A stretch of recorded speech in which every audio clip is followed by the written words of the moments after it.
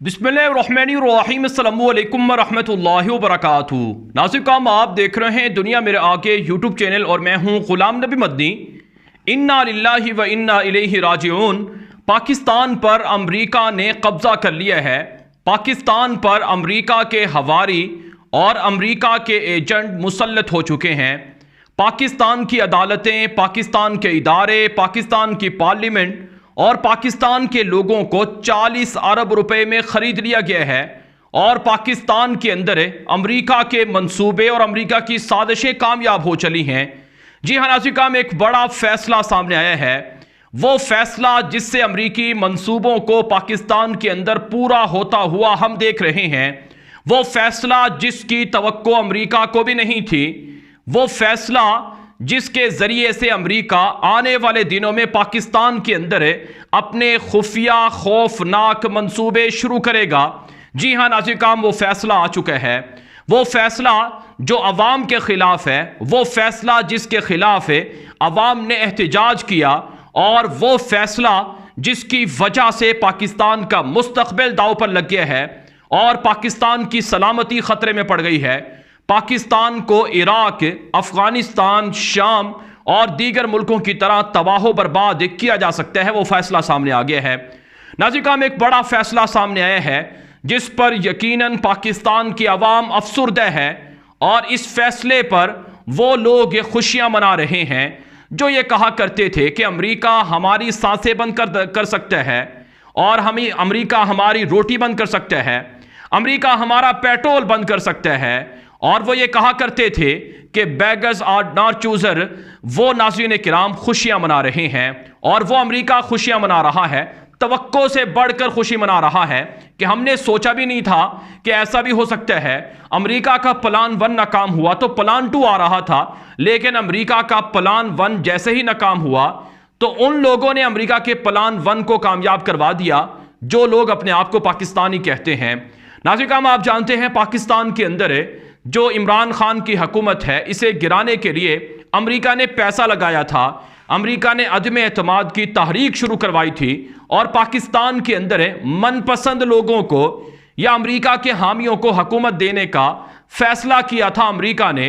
और पाकिस्तान के वज़ीर आज़म इमरान खान डट गया था और उसने ये कहा था कि पाकिस्तानी कौम गुलाम नहीं है, हम आपके सामने झुकने वाले नहीं हैं। आप कौन होते हैं जो हमारे मुल्क के अंदर मुदाखलत कर दें? आप कौन होते हैं जो एक मुंतखब हुकूमत को धमकी के जरिए से, एक अंडर सेक्रेटरी के जरिए से आप गिरा दें? ये कैसी बात है कि एक एटमी मुल्क है और एक वो मुल्क है जो जौहरी मुल्क है, जो 220 मिलियन की आबादी का मुल्क है, उस पर अमेरिका का अंडर सेक्रेटरी ताकतवर हो जाए और वह फैसला दे और हुकूमत गिरा दी जाए। पाकिस्तान के वज़ीर आज़म इमरान खान की इस जुर्रत पर ना सिर्फ चाइना ने बल्कि दुनिया के अक्सर और बेशतर ममालिक ने इमरान खान को अप्रिशिएट किया था कि हाँ वाकई अमेरिका का मंसूबा नाकाम हुआ है। आलमी मीडिया के अंदर रिपोर्टें छपना शुरू हो गई थी कि पाकिस्तान के अंदर रजीम चेंज का अमेरिकी मंसूबा फ्लॉप हो गया है और इमरान खान डट गया है। नाज़रीन, इमरान खान ने 3 अप्रैल को पाकिस्तान की कौमी असम्बली तहलील कर दी थी, डिसॉल्व कर दी थी और नए इलेक्शन का ऐलान किया था। जाहिर सी बात है पाकिस्तान जैसे मुल्क के अंदर वज़ीर आज़म एक अथॉरिटी होते हैं और उनके फैसले हतमी होते हैं, लेकिन तारीख़ में पहली मर्तबा देखा जा रहा है कि वज़ीर आज़म के फैसलों को नहीं माना गया। वज़ीर आज़म के साथ साथ पार्लियामेंट की बालादस्ती को भी नहीं माना गया और पार्लियामेंट के फैसले को भी मुस्तरद कर दिया गया है और स्पीकर की रूलिंग को भी मुस्तरद कर दिया गया है। और नाज़रीन, फैसला यह दिया गया है कि लिहाजा पाकिस्तान के अंदर लोग बिक चुके हैं, लोगों ने पैसे ले लिए हैं, अमेरिका ने मंसूबा बना लिया है हुकूमत तब्दीली का, लिहाजा इसी मंसूबे को पूरा किया जाए और इसी मंसूबे पर अमल किया जाए, यानी अमेरिका को खुश किया जाए और अमेरिका ने जैसा मंसूबा बनाया है हुकूमत गिराने का, बिल्कुल वैसा ही मंसूबा आगे बढ़ाया जाए, उसको पूरा किया जाए।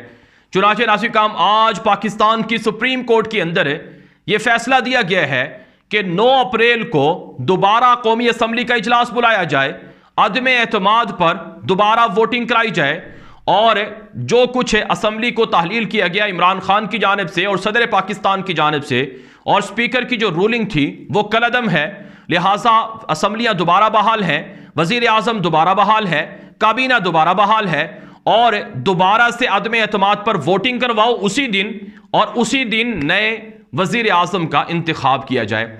नाज़रीन काम, पाकिस्तान के अंदर यह कहा जाता था कि पार्लियामेंट बालादस्त है, पार्लियामेंट कानून साजी करती है और वो अदालती मामलात के अंदर भी कानून साजी कर सकती है और वो हर तरह की उसको बालादस्ती हासिल है। लेकिन पहली मर्तबा ऐसा हुआ है कि अमेरिका के हवारियों ने, गुलामों ने ना सिर्फ पार्लियामेंट को बेचा बल्कि पार्लियामेंट के जरिए से पार्लियामेंट को भी अदालत के अंदर यरगमाल बनवा दिया। और पहली मर्तबा ऐसा हुआ है कि अदालत ने भी वजीर आजम के फैसलों को मुस्तरद कर दिया और अदालत वजीर आजम से भी ऊपर हो गई और अदालती फैसले भी वजीर आजम से ऊपर चले गए। यह नाज़रीन काम पाकिस्तान की तारीख में पहली मर्तबा हुआ है।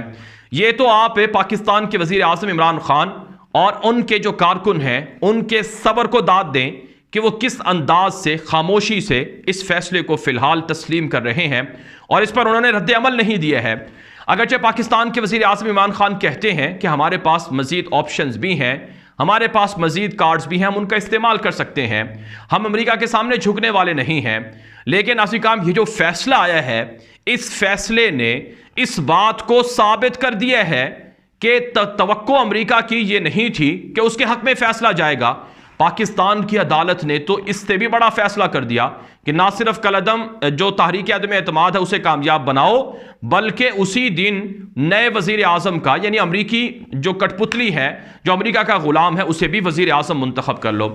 नाज़रीन काम, माजी के अंदर जनरल मुशर्रफ ने एक प्रोग्राम के अंदर बात कही थी कि मुझे एक कॉल की गई थी अमेरिका के फॉरेन ऑफिस के एक अंडर सेक्रेटरी की जानिब से, बल्कि उन्हें कॉल नहीं की गई बल्कि जो ISI के चीफ थे उस जमाने में उसे कॉल की गई थी और कहा था कि या तो आप अफगानिस्तान की जंग में हमारा साथ दो, नहीं तो हम आपको भी पत्थर के जमाने में धकेल देंगे।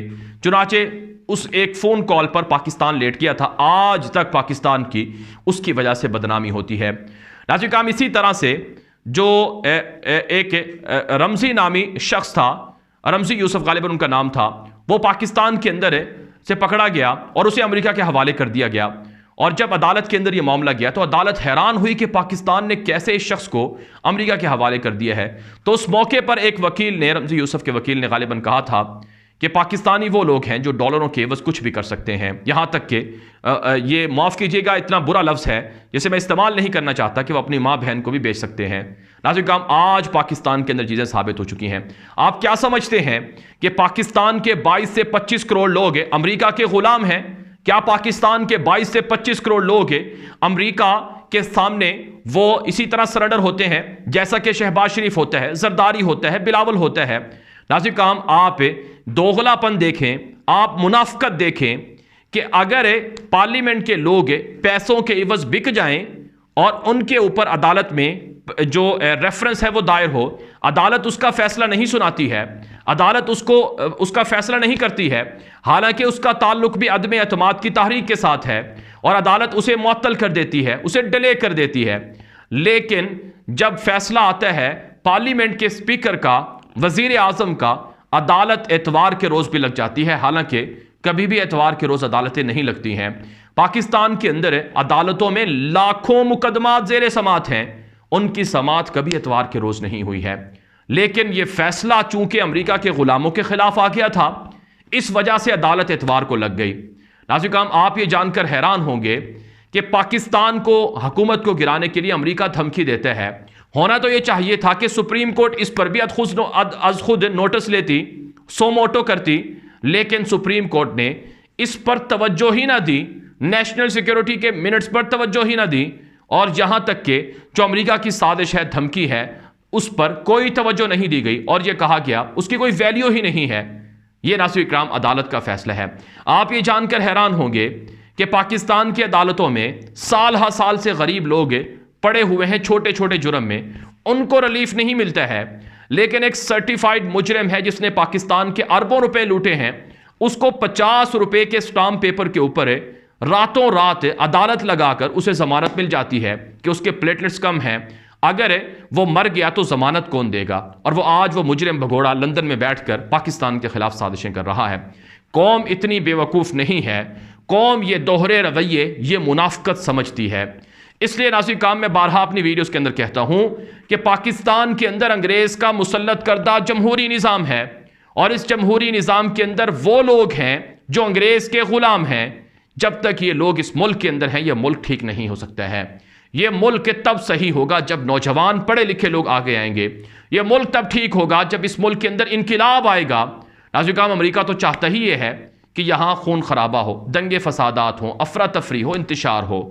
लेकिन अमेरिका की ये साजिशें नाकाम बनानी बहुत ज़रूरी हैं। अगर आज पाकिस्तान की कौम इसी तरह खामोश रही तो कल को अमेरिका पाकिस्तान के साथ वो सलूक करेगा जो यूक्रेन के साथ किया गया।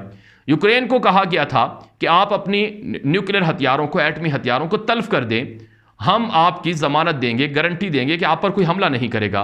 आज यूक्रेन हमले के अंदर तबाह हो चुका है और यूक्रेन के शहर तबाह हो चुके हैं और उनके एटमी असासे तल्फ करने का नुकसान आज हो रहा है। पाकिस्तान की कौम को फैसला करना है कि यहाँ की अदालतें, यहाँ के इदारे जो अपने आप को न्यूट्रल कहते हैं, क्या वाकई वो न्यूट्रल हैं? क्या वो धमकियों के सामने लेट जाते हैं? क्या जब कोई भी शख्स ये धमकी दे कि हम अदालत को नहीं मानेंगे, हम मुल्क में एहतजाज करेंगे, सड़कें ब्लॉक करेंगे, तो अदालत उनके हक में फैसला दे देगी? अदालत इस कदर दोगलापन कैसे कर सकती है? नाज़रीन, अगर अदालत ने फैसले ही करने हैं और मेरिट की बुनियाद पर फैसले करने हैं तो सबसे पहले तो यह फैसला होना चाहिए कि शहबाज शरीफ जो जमानत पर रिहा है, जिसको अदालत तलब करती है तो वो हाजिर नहीं होता है, तो पहले इस शख्स को गिरफ्तार किया जाए, इसके मुकदमे को निपटाया जाए। ये अपने भाई का गारंटी देने वाला, जमानत देने वाला बना था कि मेरा भाई अगर नहीं आया तो मैं जिम्मेदार हूंगा। अदालत ने उसे क्यों नहीं पकड़ा है? अदालत ने जो अरबों रुपए की करप्शन शहबाज शरीफ के ऊपर है उसके बारे में बासपुर्स क्यों नहीं की है? क्या वजह है कि अदालत एकतरफा फैसले करके उन लोगों को सपोर्ट कर रही है जो लोग अमेरिका के साथ याराने बढ़ा रहे हैं, जो लोग अमेरिका के हक में बयान देकर अवाम को भिखारी बना चुके हैं, जो लोग ये कहते हैं कि पाकिस्तानी कौम तो भिखारी है। इस भिखारी कौम के सामने कोई पसंद नापसंद नहीं है, ये तो चूंचरा नहीं कर सकती है। क्या ऐसे लोगों के हक में फैसले दिए जाएंगे? लिहाजा नाज़रीन किराम, अब पाकिस्तान के अंदर यह फैसला करना होगा कि पाकिस्तान कहां जा रहा है। नाज़रीन, काम कुर्बानी देना पड़ती है, इनकिलाब लाना पड़ते हैं। इनकिलाब के लिए यकीनन खून दिया जाता है और फिर जब इनकिलाब आता है तो वो मुल्क तरक्की करते हैं। यहाँ पर इनकिलाब लाने की ज़रूरत है। तुर्कों की तरह तैयब अर्दवान को गिराने के लिए जिस तरह से साजिशें रचाई गई थीं, इसी तरह से अब इन साजिशों का कला कमा करना है। नाज़रीन काम, आज अगर अमेरिका 40-50 अरब रुपए लगाकर पाकिस्तान को ख़रीद सकता है, सारे लोगों को अपने साथ मिला सकता है, अदलिया को मिला सकता है, मीडिया को मिला सकता है, इदारों को मिला सकता है, तो क्या कल को भारत पाकिस्तान के अंदर 100 अरब लगाकर पाकिस्तान को ख़रीद कर अपने साथ शामिल नहीं कर सकता है? यकीनन ये अफसोसनाक बात है। आज पाकिस्तान का मजाक उड़ाया जा रहा है और यह मजाक अमरीकी ग़ुलामों की वजह से उड़ाया जा रहा है। नाज़रीन काम, तहरीक अदम एतमाद का फेर होना और उसका कामयाब होना ये ठीक है, इसमें कोई शक नहीं। हम ये नहीं कहते कि तहरीक अदम एतमाद नहीं आनी चाहिए थी। अदम एतमाद की तहरीक आ सकती है और उसे लाया जा सकता है, इसमें कोई शक नहीं है। लेकिन यहाँ सवाल यह है कि अदम एतमाद की तहरीक अमरीका की धमकी के बाद आई है और अमरीका के हुकूमत गिराने के जो मंसूबे हैं वो सबके सामने आ चुके हैं।